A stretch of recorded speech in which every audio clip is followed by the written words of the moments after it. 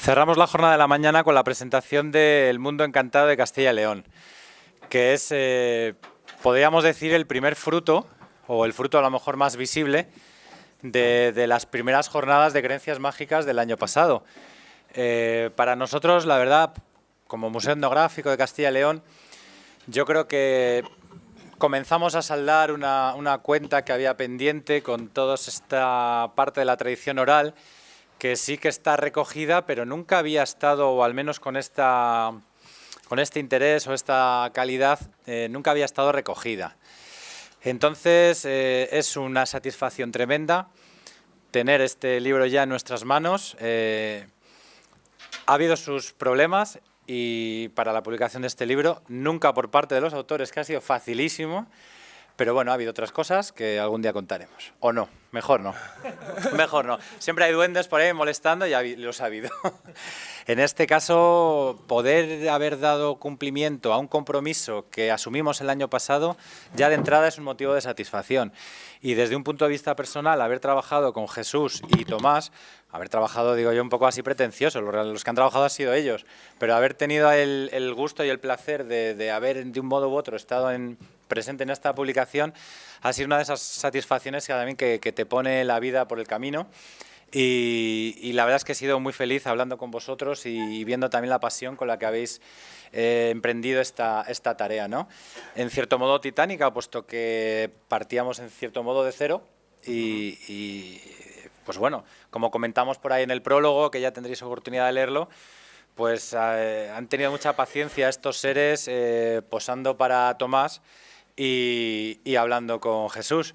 Entonces yo poco más puedo decir, yo simplemente, bueno, esto lo va a explicar Tomás, a mí me tiene admirado, todo el proceso creativo nos lo va a contar los dos autores, que son los que realmente pues tienen que hablar de esto. Así que nada, yo me bajo y voy a disfrutar un poquito. Muy bien. Gracias. Muchas gracias.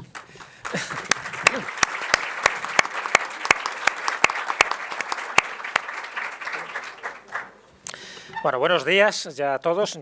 Esperar un poquito para comer. Ya sé que los juegos gástricos están empezando a hacer sus jugadas ahora, pero yo creo que es un momento importante, histórico y mítico.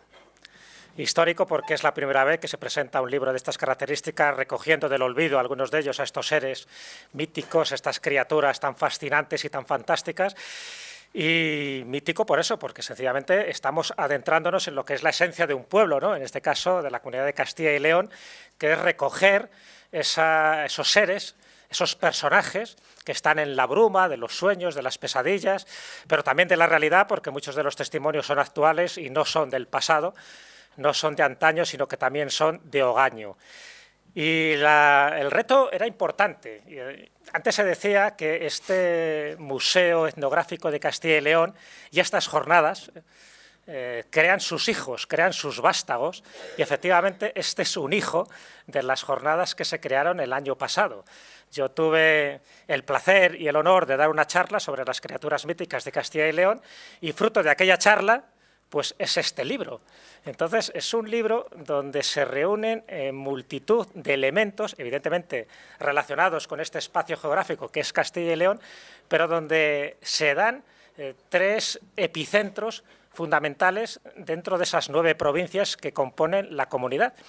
Un epicentro es este lugar, Zamora, donde está ubicado el Museo Etnográfico, y por supuesto, porque también la edición la ha hecho el propio Museo Etnográfico de Castilla y León. Hay que agradecer a Emilio Ruiz como promotor de estas jornadas, por supuesto también a Pepe, el director del museo, y a tantos que han hecho este esfuerzo, ¿no?, para que este sueño se haya convertido en realidad. Por lo tanto, Zamora está representada, Salamanca, evidentemente, por el gran ilustrador Tomás Hijo, y en mi caso, como autor, el León. Entonces, bueno, pues aquí se están uniendo ya 3 provincias de las 9, donde tienen una importancia capital, las demás también, porque yo me crié muchísimo tiempo en Valladolid, viajo muchísimo por Soria, o sea que todas están de una forma u otra relacionadas. Y este era un poco el reto que se planteó el año pasado, que ahora se convierte en realidad, que ahora le estamos vistiendo de largo, que ahora tenéis el momento no solo pues de ver esta portada, este continente, espero que podáis apreciar también el contenido que esté a la misma altura que el continente, donde lo que he intentado reflejar yo con mis textos y Tomás con sus dibujos, fijaros que esta es la primera vez que muchos de estos personajes míticos, que algunos conoceréis pero otros no, se les ha puesto forma. Sabéis un poco que dentro de las tradiciones mágicas aquello que no tiene nombre no existe. Pues aquí se podría decir algo parecido. Aquello que no se ve, aquello que no se dibuja tampoco existe. Por lo tanto, le hemos puesto nombre y le hemos puesto imagen. ¿Qué quiere decir? Que han adquirido vida, que tienen alma, estos seres. Y cuidado, algunos tienen un alma de luz y otros alma de oscuridad, porque de todo hay en la viña del Señor en este mundo mitológico.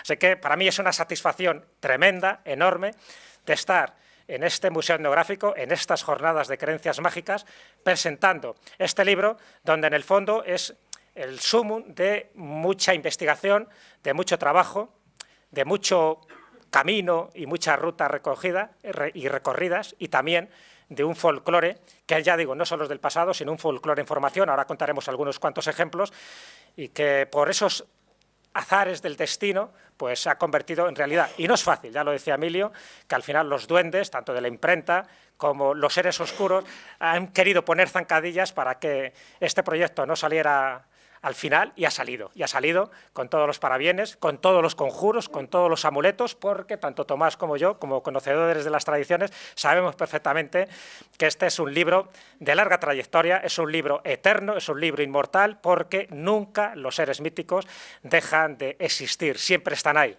algunos agazapados esperando que se los nombre, y nosotros hemos tenido la osadía de nombrarlos, de citarlos y encima de decir dónde están. Te doy la palabra ya, Tomás. Muy bien. Bueno, yo una cosa, lo que voy a decir está un poco en la línea de lo que ha dicho Jesús. Yo una cosa que no suelo hacer en las presentaciones de libros, porque no es que no quiera, es que no me sale o se me olvida, es empezar por los agradecimientos, ¿no? Además que me da pereza. Pero en este caso sí que lo voy a hacer porque sí que es verdad que es un libro del que estoy muy agradecido de poder haber hecho, que hay otros que, bueno, son encargos, los haces igual que haces otras cosas que forman parte de tu trabajo, pero este libro surgió en una conversación aquí, en medio de ese pasillo, el año pasado, así, hablando... Tú estabas sentado allí al final. Sí, exactamente, y estábamos por aquí, bueno, pues hablando de unas cosas y de otras, con Emilio y tal, y de repente surgió la idea, y cuando tú escuchas una cosa de estas, yo sí que me dedico a ser ilustrador, es porque desde pequeño siempre me fascinaron los bestiarios, y yo siempre quise hacer un bestiario, ¿sabes? Lo que había querido hacer desde siempre, y cuando salió me pareció tan guay la idea, tan interesante, me apetecía tanto hacerla, que me dije a mí mismo, no va a salir. Esas son las típicas cosas Ese que al fue final, el primer impedimento. Claro, porque yo soy así de cenizo y ya está, ¿no? Y dije, no creo que salga, pero bueno, ya veremos qué pasa. Bueno, es increíble cómo a los, no sé si pasó, bueno, poquito tiempo, no sé exactamente cuánto, y rápidamente aquí el señor Emilio, el señor Jesús empezaron a maquinar, esto se empezó a mover, y me he encontrado con mi amigo Ricardo aquí al entrar y me ha dicho, joder, tío, lo del libro este, dicho y hecho, porque él también estaba el año pasado. Y de verdad que este ha sido el espíritu del libro, dicho y hecho. Con Emilio y con el museo llegamos a un acuerdo inmediato, súbito, que no requirió ninguna enmienda en el primer momento. En un abrir y cerrar de ojos, Jesús tenía todo el material literario preparado, así que yo he tenido muchísimo tiempo, muchísima comodidad, un material de partida maravilloso, ya leeréis los textos de Jesús, para poder hacer justo lo que yo quería, que era un bestiario, y encima para más marchamo de felicidad, pues un bestiario de seres que algunos yo ya conocía, otros intuía y otros me eran absolutamente nuevos. Con lo cual ha sido un proceso realmente gozoso y del que estoy muy agradecido en todos los aspectos, ¿vale? Yo además... Ni tú, hemos vivido esos duendes que han luego merodeado por aquí y nos han sobrevolado por encima del proyecto, con lo cual hemos sido inocentemente felices. Así que la verdad es que es un libro del que estoy muy orgulloso, del que estoy muy contento y del que aparte me ha permitido trabajar con mi técnica de cabecera, que si veis ahí en este atril es el grabado. Yo me dedico a la ilustración, pero utilizo sobre todo el grabado. Y entonces decidí desde un primer momento marcarme también una marcianada a la altura de las circunstancias, que fue hacer todo el libro por medio de esta técnica que es el grabado, que es una técnica muy laboriosa, muy costosa, muy minuciosa también. Y bueno, como podéis ver, lo que hice fue esa plancha que tenéis ahí en el atril, si queréis después la podéis ver, no tocar, pero sí ver. Y todas las criaturas y todas las ilustraciones del libro están extraídas, están sacadas de ese mapa que está hecho a partir de ese grabado, que después estampé y coloreé digitalmente. Aquí tenéis también, esta es una copia, no se lo había dicho a Emilio, que es para el museo, ¿vale? Aquí tenéis, me voy a levantar, el grabado original, si es que a un grabado se le puede llamar original, ¿vale? Porque no deja de ser una estampa de lo que veis ahí. Este grabado está escaneado, está coloreado digitalmente y con esto se ha compuesto el póster y todas las ilustraciones del libro. Es una técnica muy chula, como podéis ver, se estampa con una tonelada de presión sobre un papel humedecido, con lo cual el papel queda en relieve y ya tienes un montón de factores gráficos ganados a la hora de hacer las ilustraciones finales. Aquí los tenéis para ver cómo queda, cómo son, y para que veáis que, bueno, que esto tiene también una parte artesanal que conecta con esa tradición que a todos nos mola tanto, y luego una parte contemporánea, que es que al final todo este acabado pues está hecho en un ordenador como este, ¿vale? Eso es un poco el proceso creativo y el proceso técnico de cómo está hecho el libro. Además, un proceso creativo, como veis, impecable. Sabéis que Tomás Hijo es uno de los grandes ilustradores que tienen, no digo solo Castilla y León, sino España, y siempre le da su toque, su personalidad. Nosotros ya nos conocemos hace años, de hecho ya tenemos otro hijo común, que es el profesor Pumpernickel, con su ayudante Juanito, recorriendo España en busca de objetos mágicos. Por lo tanto, nos va el vicio, ¿no?, de recorrer España y de intentar rescatar objetos, personajes y todo lo que sea menester. Así que hemos hecho siempre un tándem ahí fabuloso, donde bueno, la parte de texto es fundamental, ¿no?, pues para recoger este tipo de leyendas y tradiciones, pero la parte gráfica es lo que yo decía, es darle un poco el alma. Hay veces que hasta que no ves a un personaje no te imaginas cómo puede ser. A mí me pasa, yo soy el primero, ¿no?, el primer sorprendido. Yo le decía, cada vez que hagas un diseño, pásamelo, pero que tengo ganas de ver cómo es el hombrón, por ejemplo.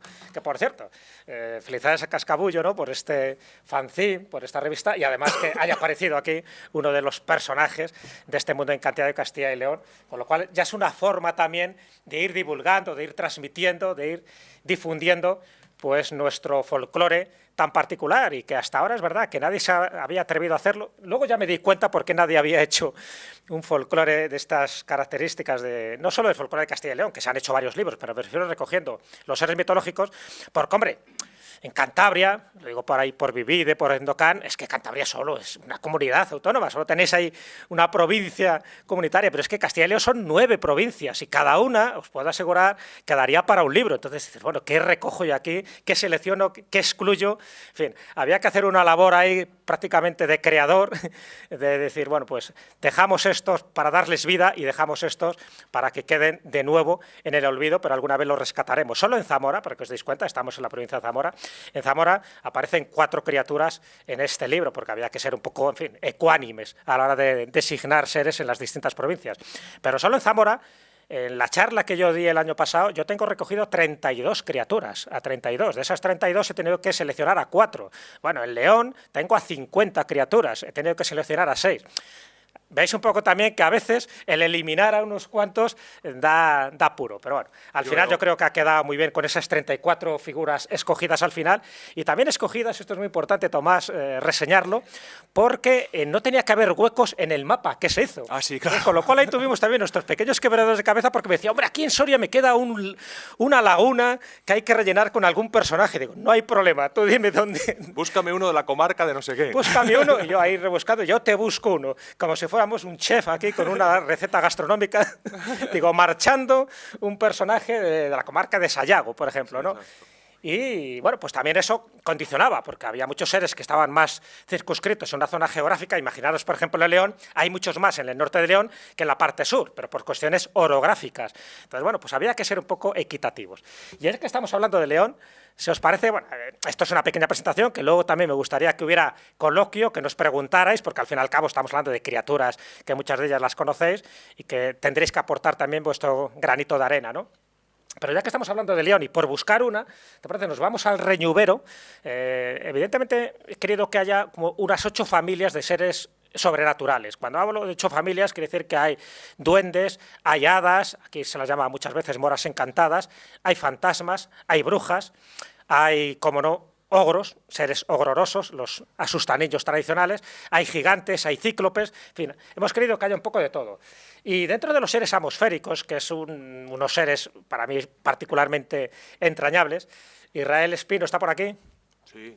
Israel siempre habla de esos personajes que surgen en las tormentas. Bueno, pues los reñuveros, los nubleros, como así se les llama en Asturias, sabéis que tiene mucho que ver con las tormentas, pero no porque aparezcan las tormentas, sino porque crean ellos mismos las tormentas, los nublados, los tornados, el pedrisco, etcétera, etcétera, con toda la parafernalia que hay alrededor de todo esto.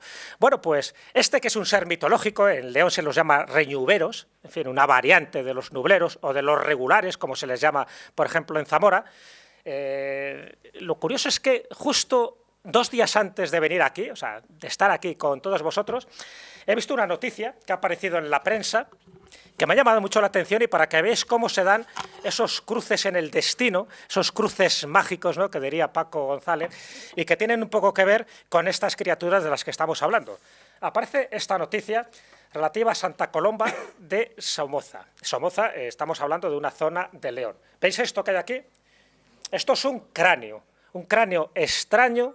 Los que conozcan un poco el mundo del misterio, tiene que ver con un cráneo similar que apareció también hará unos 20 años en las montañas de Rodoki, en Bulgaria, y que a día de hoy es de una especie desconocida, un animal que nadie sabe de qué va, que lo ha divulgado, entre otros, mi amigo Josep Guijarro, y que, al ser de una zona de León, y cuando se preguntó a los aldeanos, ¿no?, de la zona qué podría ser, hubo alguno que dijo: hombre, esto está fácil, este es el cráneo de un reñuvero.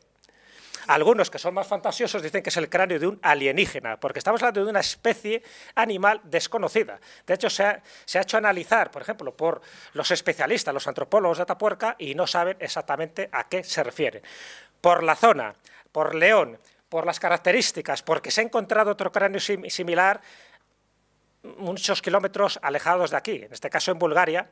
Bueno, pues la fantasía, la imaginación se dispara.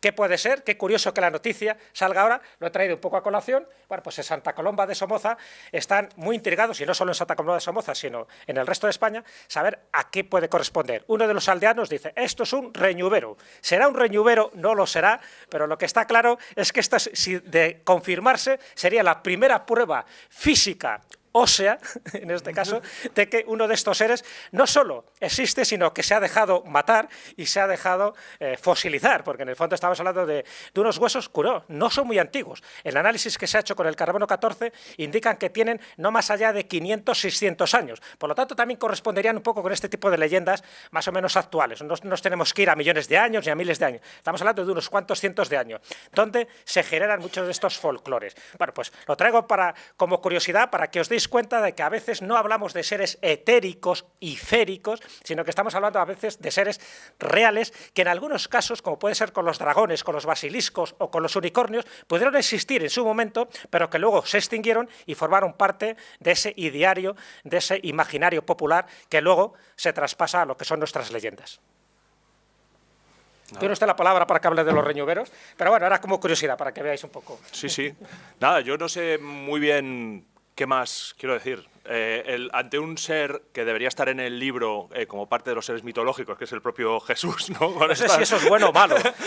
Con este cráneo, no sé cómo entenderlo. Este cráneo también privilegiado. Bueno, yo no creo que sea mi papel añadir más cosas sobre los personajes, ¿no? Lo que me llama la atención, ¿no? Bueno, tú también, a ver, él ha escrito libros sobre leyendas en Salamanca, me refiero que no estamos hablando de un gran dibujante, sino también de un gran investigador que conoce no solo, en fin, Salamanca y todo lo que es la provincia, los alrededores, al dedillo, sino que es alguien que también sabe perfectamente cómo se generan muchas leyendas. Es decir, esto que estáis viendo aquí, este cráneo, supuestamente alienígena, evidentemente no tiene nada que ver con los extraterrestres, os lo aseguro, estamos hablando de un ser teratológico posiblemente, o, si me apuráis, un ser criptozoológico, es decir, que no está todavía catalogado por la ciencia, porque posiblemente se extinguiera hace 600, 700 años, da igual. Pero el hecho es que ya la gente, cuando no sabe cómo ubicarlo, lo asocia directamente a una criatura mítica. Ya digo, el más fantasioso, pues es un alienígena. Otros dirán que es un Illuminati, pero bueno, eso ya son otro tipo de palabras, porque meten a los Illuminates por todos los lugares. ¿Pero qué? Un aldeano dijera que era un reñuvero, me parece significativo. Y además, en este sentido, Tomás, te quería preguntar, porque hablamos también de criaturas lacustres. Sabéis que aquí, en Castilla y León, tenemos a nuestro particular Nessie. Claro, no tenemos que ir a Escocia. Si alguien quiere ver al Nessie nuestro, en este caso al Nessie palentino, solo tiene que ir al lago Curavacas, un lago glaciar, un lago que creo que lo tenemos por aquí, también una criatura de las que aparecen en el libro. que está a unos 2.500 metros de altitud. No recomiendo que vayáis en invierno, pero que allí hay una leyenda donde se habla de esa criatura lacustre, un monstruo muy similar al lago Ness, y igual de imaginativo, porque nadie la ha visto y nadie la ha fotografiado. Las fotografías del lago Ness, por cierto, entre paréntesis, son todas falsas. En fin, hay que eliminar determinados mitos falsos, pero sí es verdad que este tipo de criaturas alimentan la fantasía, las leyendas, los mitos, y aquí tenemos nuestro Nessie.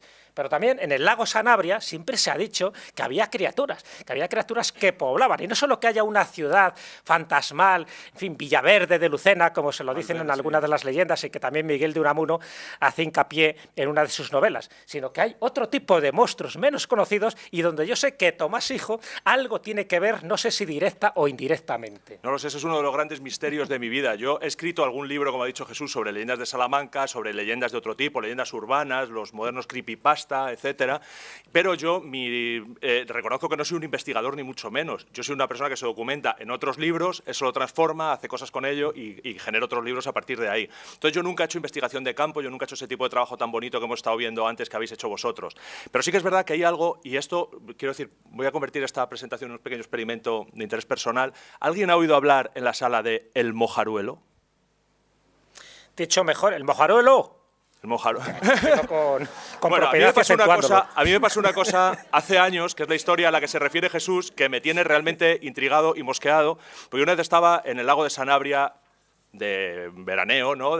Acampado en un camping, y había un tipo allí que tenía una especie de puesto extraño entre heladería, puesto de gofres, restaurante itinerante, y entonces aquel tipo me dijo que si conocía la leyenda del Mojaruelo. Él me había visto por ahí en el periódico alguna cosa con lo de las leyendas de Salamanca, y entonces me contó la leyenda del Mojaruelo, que es una transposición aldeana, maravillosa y rústica del monstruo del lago Ness al lago de Sanabria, ¿vale? Entonces yo hice en aquel momento pues una especie como de falso documental, lo digo con todas las letras, sobre el Mojaruelo, y aquello pues...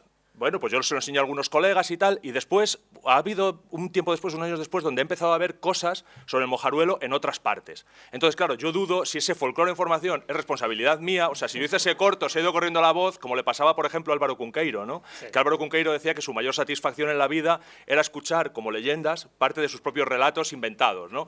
Entonces, a mí eso me gustaría mucho, pero me gustaría todavía más que el Mojaruelo realmente haya aparecido por ahí de otra manera. Llegó un día que incluso me llamaron de la Opinión de Zamora y me hicieron una entrevista sobre el Mojaruelo, ¿no? Cosa que a mí ya me dejó absolutamente flipado y en una situación tan incómoda como la que estoy pasando ahora, ¿no? Que es tratar de contaros algo en el que puede ser que incluso haya sido una gamberrada mía que se haya salido de madre, no lo sé. Pero yo espero que todos vosotros a partir de ahora, exista el Mojaruelo o no, pues colaboréis conmigo en esa ilusión que yo tengo, porque el Mojaruelo sea real y vayáis contándole a vuestros colegas la historia del Mojaruelo e invitándoles a que lo vayan a buscar al lago de Sanabria, ¿no? Me imagino que Nessie empezaría de esta manera y muchos otros mitos. Está empezando a ser real en el momento que lo estamos invocando. Ya sabes que uno de los actos primigenios de la magia es invocarlo. Si además lo escribes, pues mucho mejor. Y si encima lo dibujas, ni te cuento. Con lo cual ya está. Yo preveo avistamiento. Preveo bastante. Antes de que te hagan una pregunta obligada, además, me voy a adelantar. Porque son las clásicas preguntas que se hacen en estos casos, pero que además es muy necesaria y muy ilustrativa. ¿Qué bicharraco de esto es el que más te costó ponerle forma y dibujar? Buf. Pues hay algunos que son, por ejemplo, a ver, bueno, lo voy a pasar, a ver si apareciera. Mira, voy a empezar por uno muy fácil. Por ejemplo, del que quiero hablar luego esta tarde en el programa. Este es el más fácil de todos. Esta es la Fiera del Espinar, tiene una historia maravillosa, que esta tarde no la desvelo, y es una criatura que no me costó nada ilustrar porque ya estaba ilustrada. Hay un grabado principios del siglo XX, yo creo, que refleja este bicho y que ya lo único que tuve que hacer fue una adaptación, ¿vale? Tenemos a la Santa Compaña, pero sí que es verdad que tenemos un montón, y aquí es donde yo creo que esta es la clave, hay un montón de hadas, de moras, de númenes de las fuentes, bueno, todo este tipo de personajes que tienen una descripción genérica, todas son iguales, ¿no? Entonces tú hablas, hay la rucha de las fuentes, la mora de no sé dónde, el hada de no sé cuál, y son mujeres encantadas que están en un lugar y de las que no se da ningún dato. La mora Quilama, que está en una serranía de Salamanca.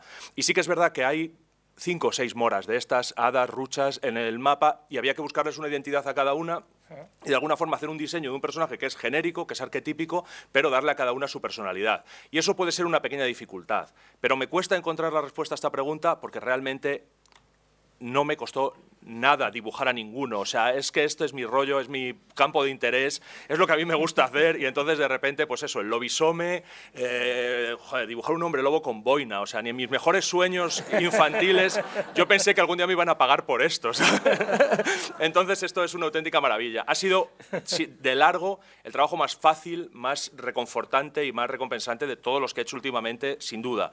Y la verdad es que aquí se conjugaba todo. La posibilidad de la técnica, el tema que estábamos tratando, el hecho, de verdad, y no es peloteo, de hacer las cosas con Jesús, y no os podéis imaginar la bendición que es para un artista como yo el hecho de tener un cliente como el Museo Etnográfico, y en este caso como Emilio, que era el intermediario, que su mensaje era: haz lo que te dé la gana. O sea, Emilio, ¿cómo podemos enfocar esto? Como tú quieras, como tú quieras. ¿A ti qué te apetece esto? Pues hazlo así.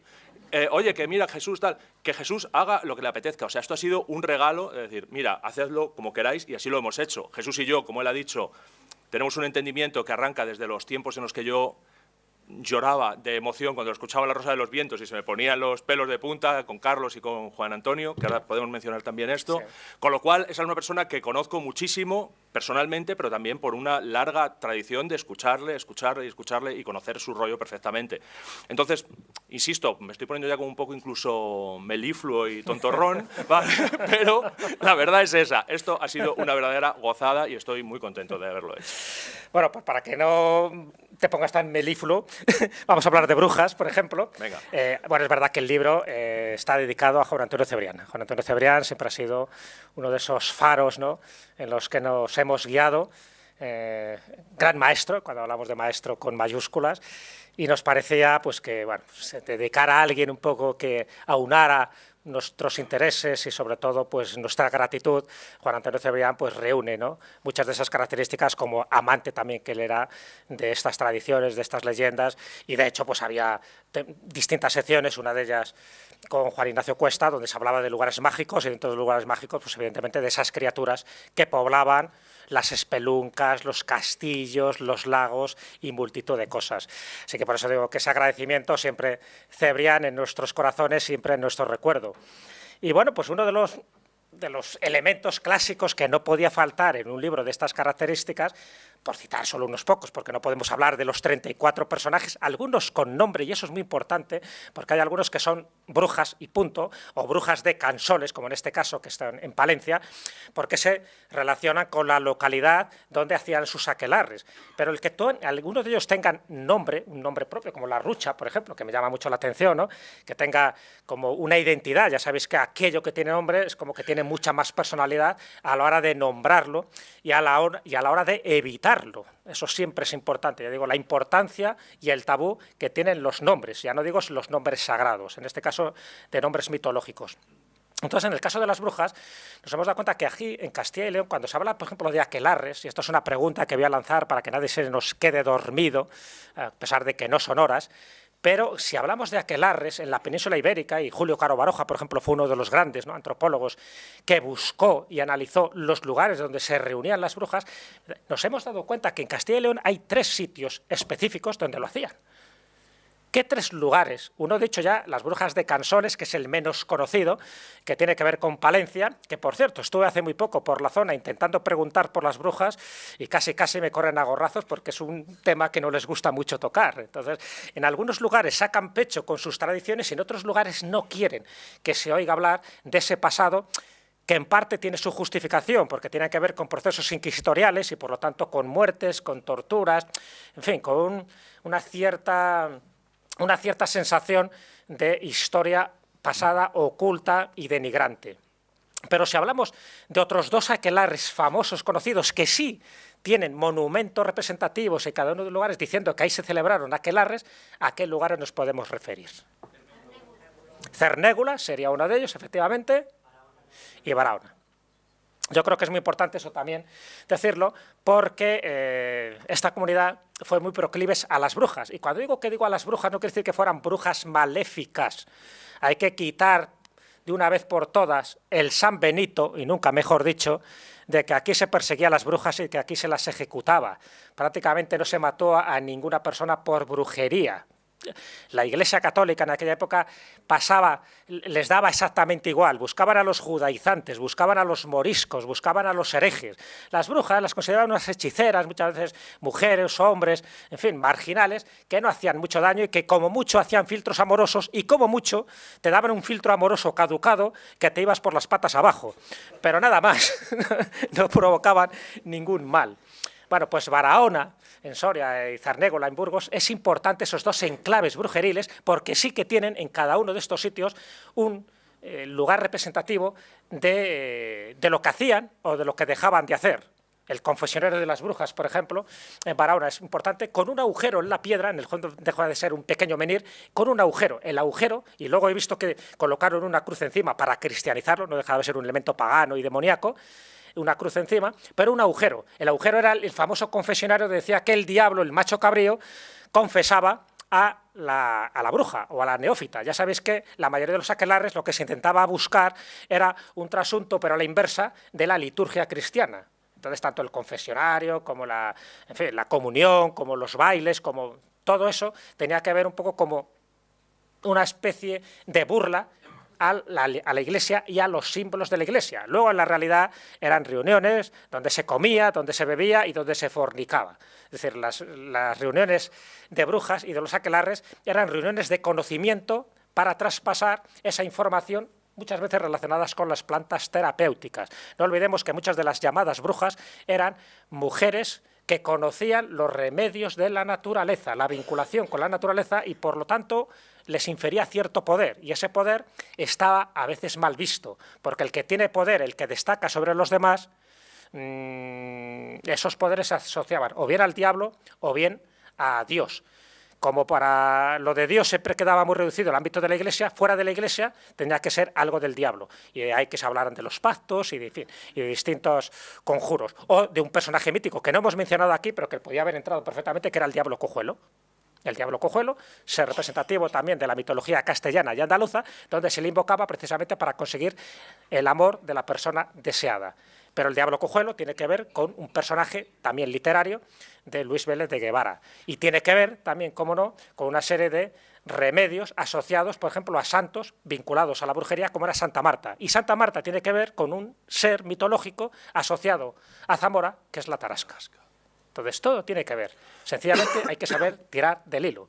Al final, la tarasca es más importante de lo que parece porque no deja de ser un dragón domesticado que sale en procesión en el Corpus Christi.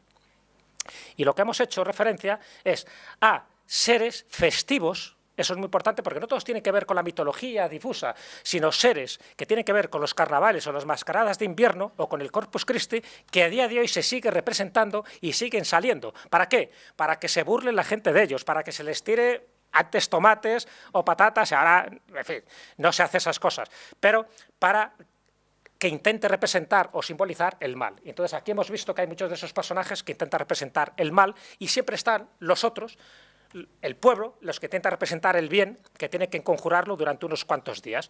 Y ahí entrarían, por ejemplo, los famosos diablillos de Sepúlveda. ¿Conocéis la tradición de los diablillos de Sepúlveda?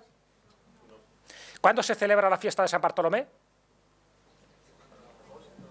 Estamos un poco peces aquí en onomástica litúrgica.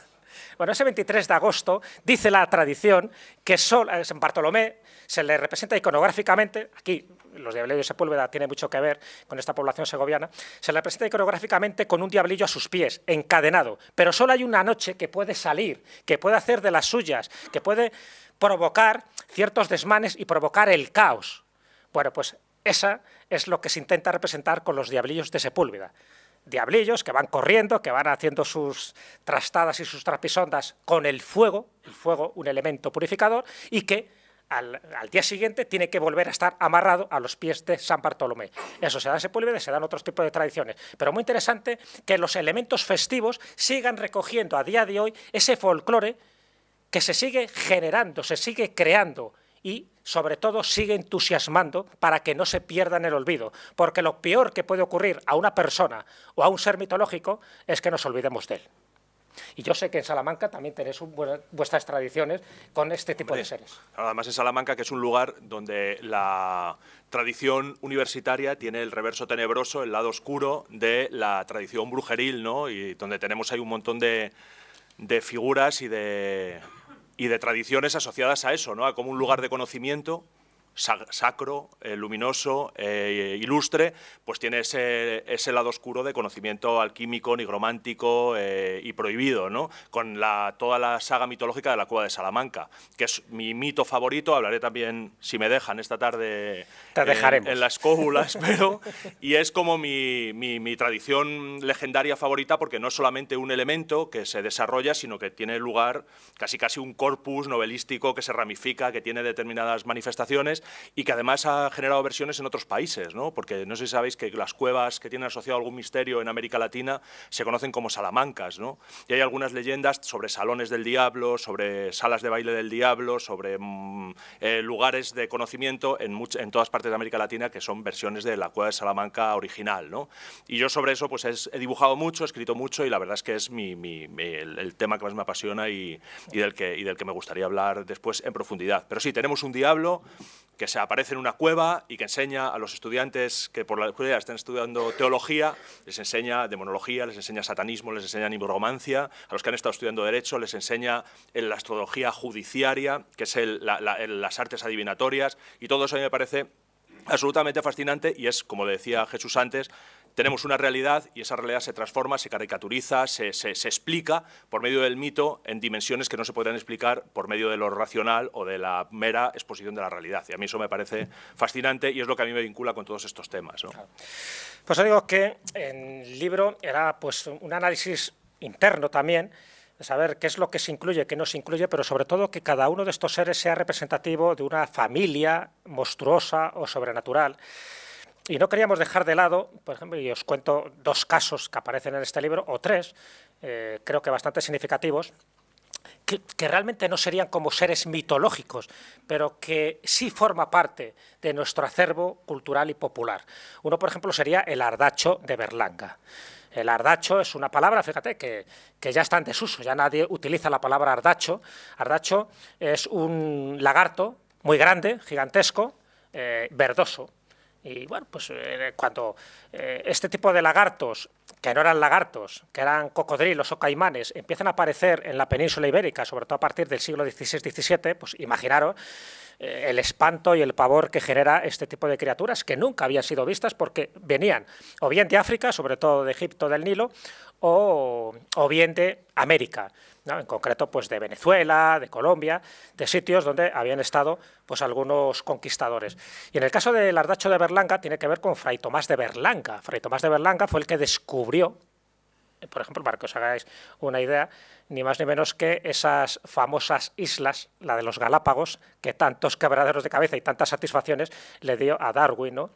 Y que tuvo que ver con sus investigaciones. Bueno, pues él las descubre, además las descubre, bueno, pues una especie como de naufragio, no va a descubrirlas, en fin, va en dirección a Panamá, él fue obispo de Panamá, y cuando regresa a su localidad natal, que es Berlanga de Duero, se trae a un ardacho, se trae a un caimán. Como no entienden lo que es, se crea una leyenda, para que veáis un poco, porque esa leyenda la he visto repetida en muchísimos lugares.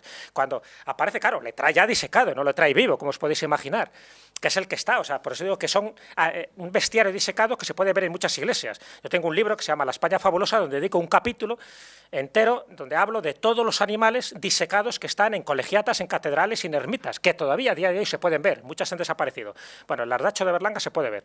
Y es interesante porque siendo una criatura evidentemente conocida, estamos hablando de un caimán, pero que la fantasía popular generó una leyenda.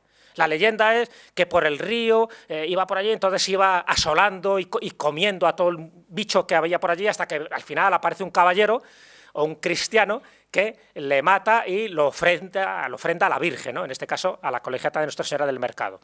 Es una historia falsa, pero es una historia falsa que se genera para justificar qué pinta allí un caimán disecado del siglo XVI.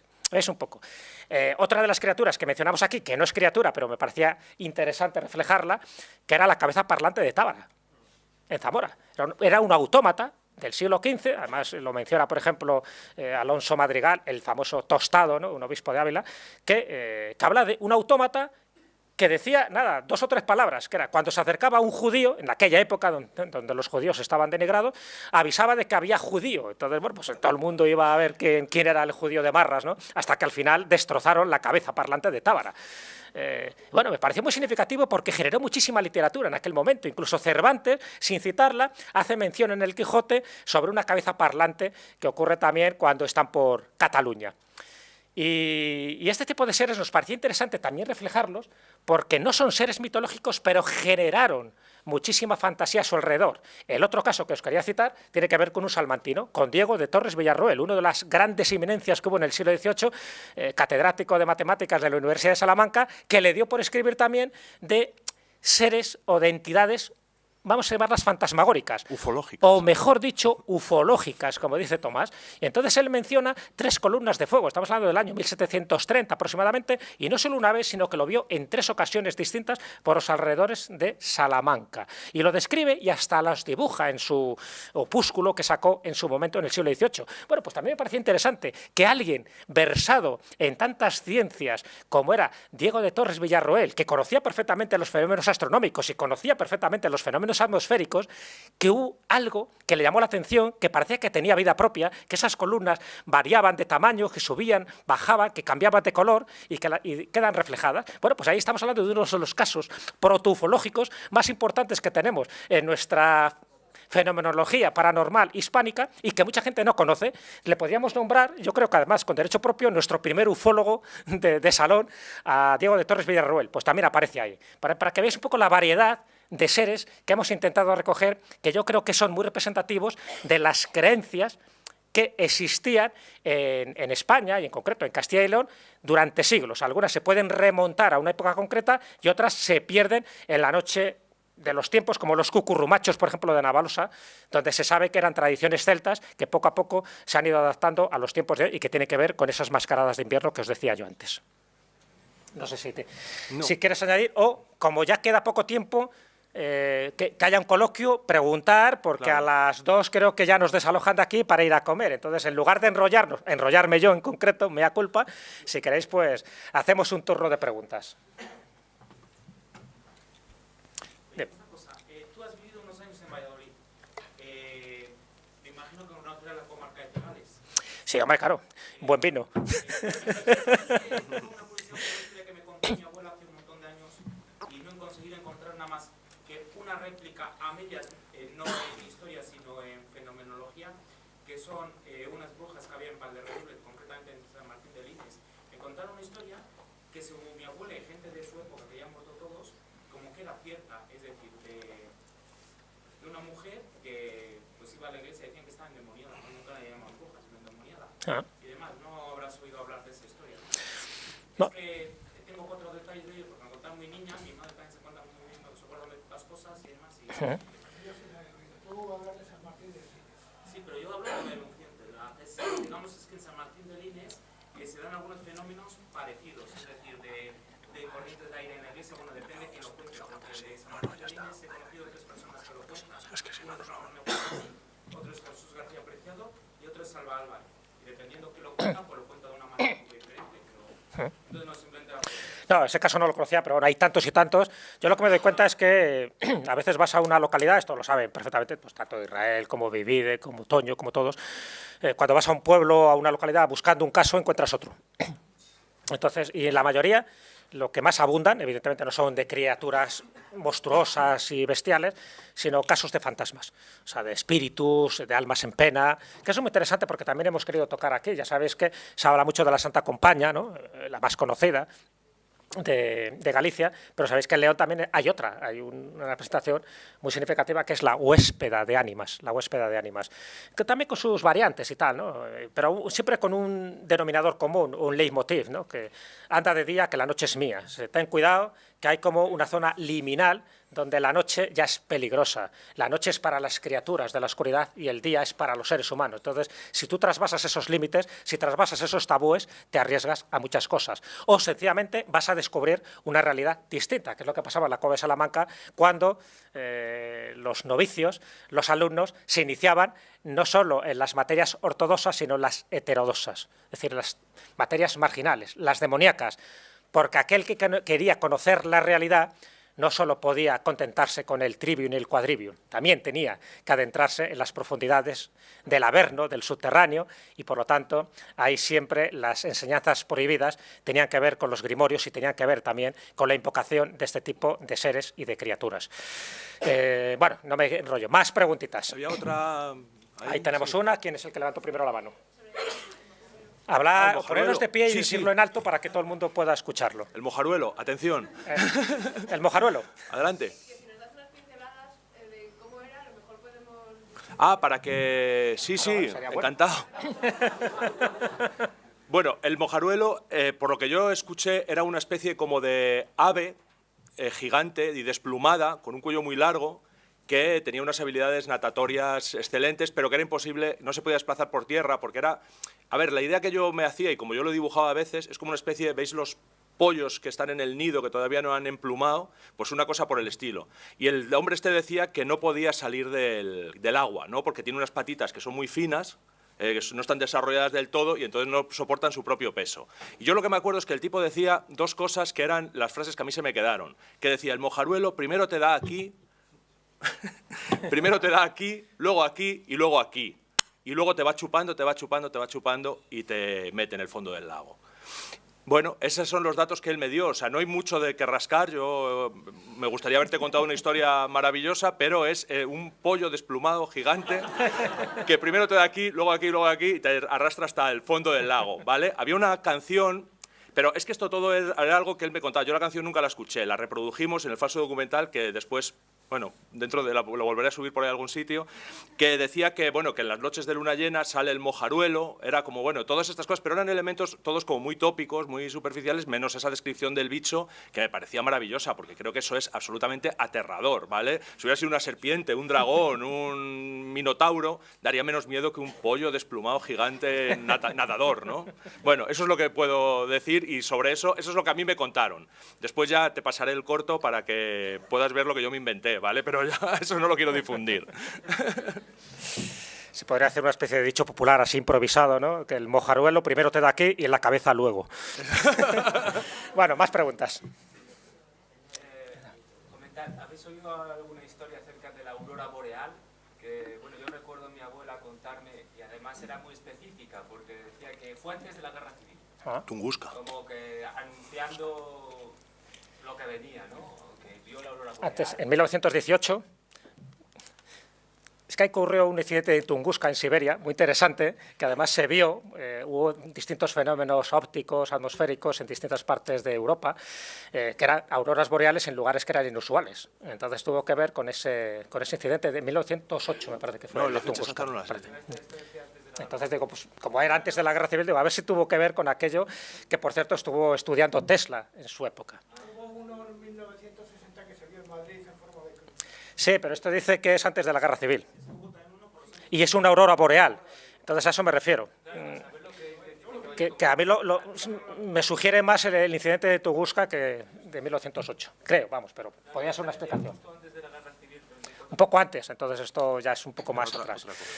Pero, bueno, hay fenómenos de ese tipo muy mal explicados, bueno, en su momento mal explicados, por ejemplo, que generaron, por ejemplo, casos ufológicos que ahora mismo habría que descartarlos del pasado, me refiero. Ya sabéis que la era ufológica empieza en 1947, pues antes hay muchos anuarios de esos donde habla, fenómeno ufológico donde se vieron 3 soles.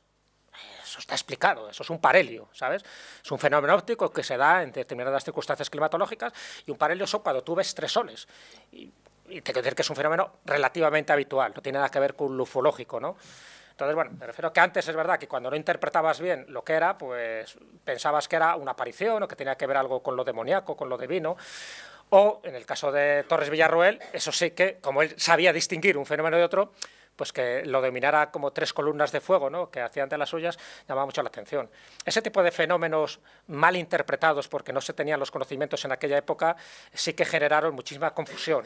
Por ejemplo, los rayos en bola, por ejemplo, las tormentas, ¿no?, ese tipo de de bolas ígneas, que incluso provocaban algunas muertes, pues si no se entendía aquello que era, se pensaba que era como una especie de maldición o unos rayos directamente enviados por estos reñuveros para cargarse a una persona que ya se le asociaba a un pecado determinado, o bien era eso, que era un fenómeno que no se entendía, y como no se entendía, pues le vas explicando todo tipo de, o le vas dando todo tipo de explicaciones racionales e irracionales.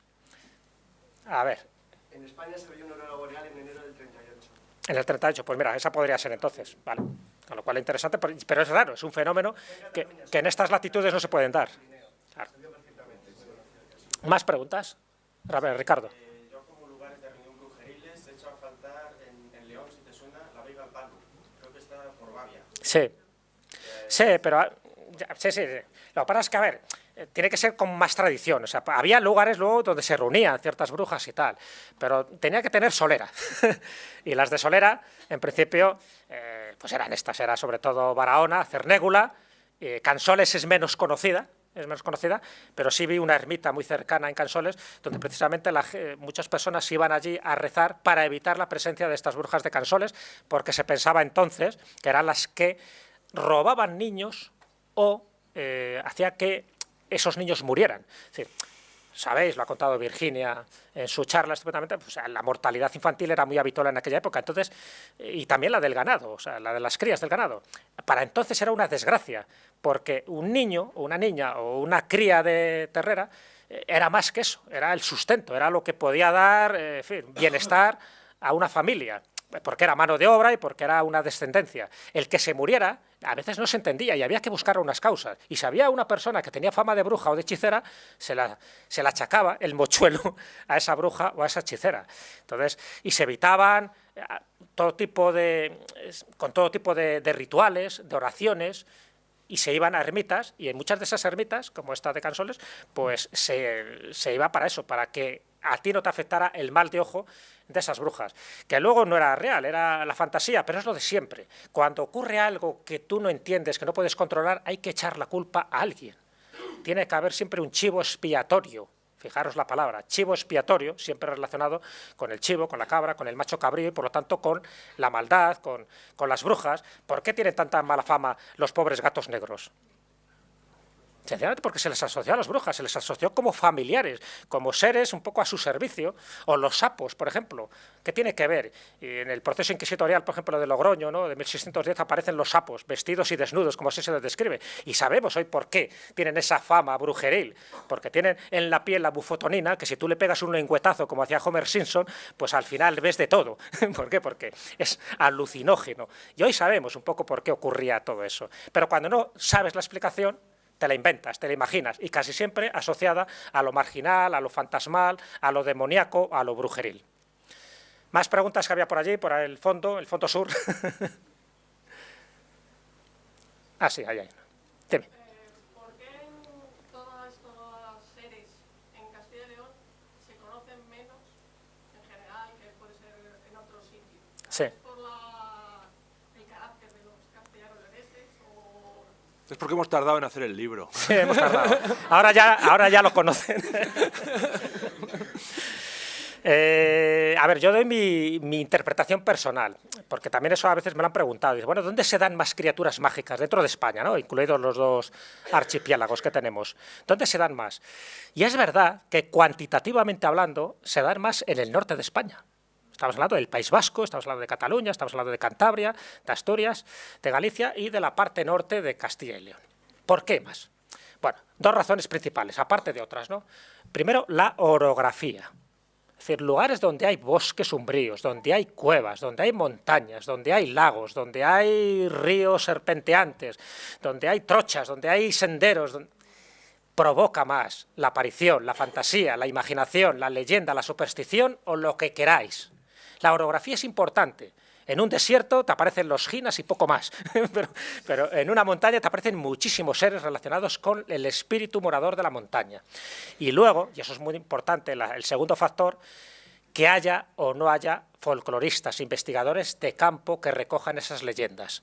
En el norte ha habido mucha suerte en ese sentido, y en Cantabria, estaba contando, pues muchísima gente, ¿no? Desde Manuel Llano, García Lomas, García Preciado, José María Pereda, en fin, multitud de gente que recogió esas tradiciones, y por eso en Cantabria sabemos tanto, no porque haya más allí que en otros lugares, porque ha habido más gente que ha recogido esas tradiciones. Incluso algunos, y eso lo saben los de Endocan, algunos han inventado leyendas en el pasado, o sea, seres mitológicos que han pasado a día de hoy y sabemos que son falsos, pero bueno, las crearon de la nada para ver si colaba, ¿no?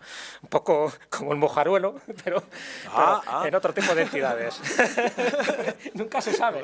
Pero lo bueno es que no es que se invente, es que intentaban hacerlas pasar por realidad, y ese es el gran problema. Entonces eso, para mí, entre otras cosas, son los dos factores principales. Sí. Yo creo que hay uno que, por lo que sea, no nos cuentas, y es que todas esas zonas son zonas donde han vivido los pueblos celtas. Bueno, ¿Qué tanta mitología generan en todo? Evidentemente, claro. Ese es el sustrato de donde se Claro.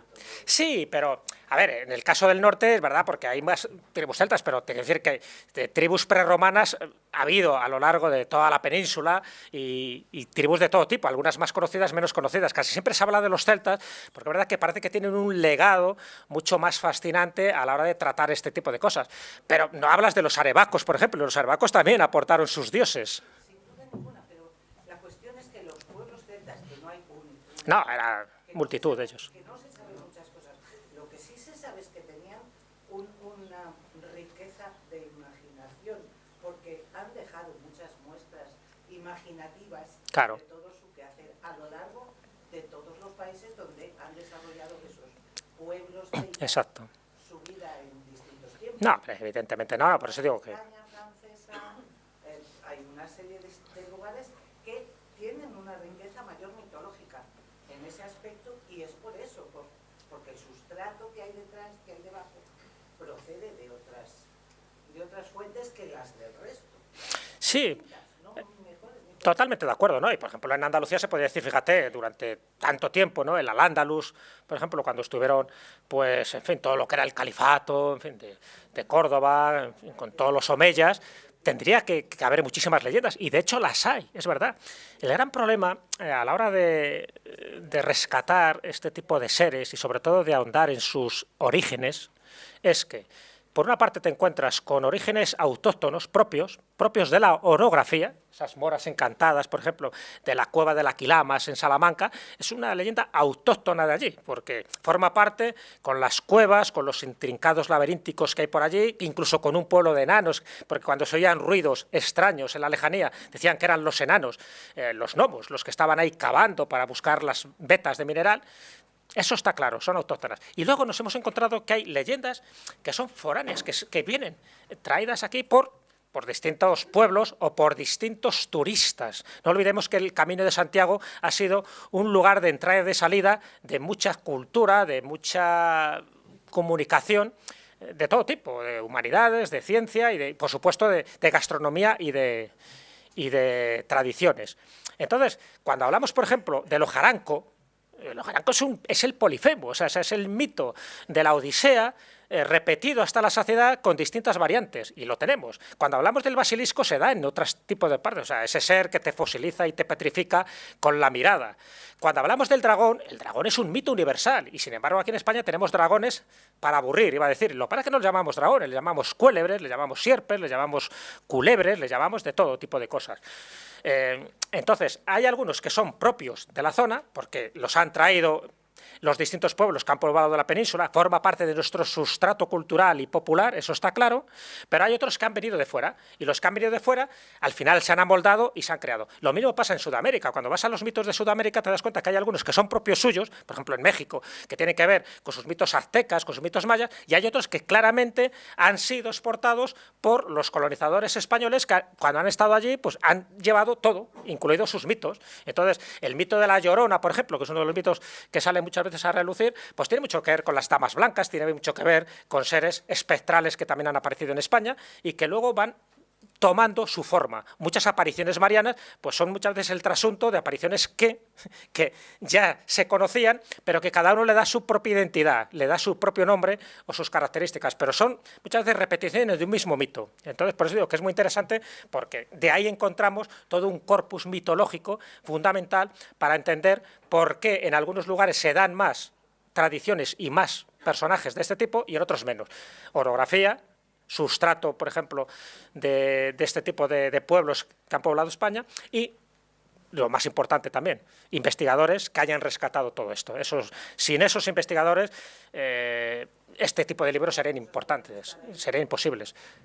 Y por eso hay una bibliografía al final para aquel que quiera profundizar más en este tipo de seres, que sepan dónde hemos acudido, a qué fuentes, para que se puedan alimentar de muchos más datos y de muchas más fantasías, porque en el fondo muchas veces este tipo de seres lo que fomentaban era la fantasía, fomentaban los sueños, fomentaban la sensación de que no estamos solos en un universo y fomentaban la sensación de que ese pensamiento mágico nunca ha muerto, a pesar de que en algunos casos se han hecho intentos para degradarlo, denigrarlo y que imperara más el aspecto de raciocinio y no tanto el mundo de la imaginación. La imaginación, como decía Paco ayer, la imaginación creadora.